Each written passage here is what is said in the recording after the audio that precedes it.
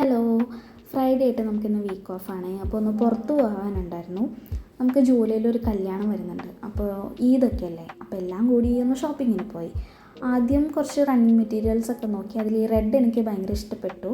ഞാനൊരു ധാവണിയാണ് പ്ലാൻ ചെയ്യുന്നത്. അപ്പോൾ ഇതിന് മാച്ചായിട്ടൊരു ഗ്രീൻ കളറ് ബ്ലൗസ് മെറ്റീരിയൽ നോക്കി, പക്ഷേ ഞാൻ ഉദ്ദേശിച്ചത് എനിക്ക് കിട്ടിയില്ല.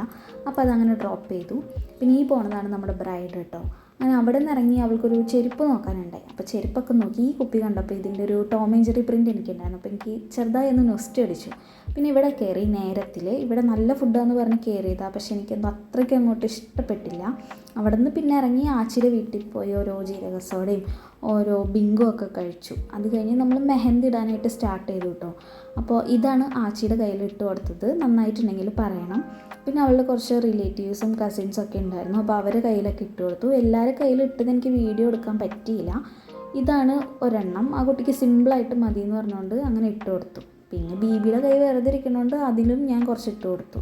പിന്നെ രാത്രി വീട്ടിൽ വന്നപ്പോൾ ഉച്ചയ്ക്ക് വാങ്ങിയ അൽഫാം ബാലൻസ് ഉണ്ടായിരുന്നു. അപ്പോൾ അതും ഉപ്പുമാവും കൂട്ടി കഴിച്ചു. എനിക്ക് ഇങ്ങനത്തെ അൽക്കൊലത്ത് കോമ്പിനേഷനൊക്കെ ഇഷ്ടമാണേ.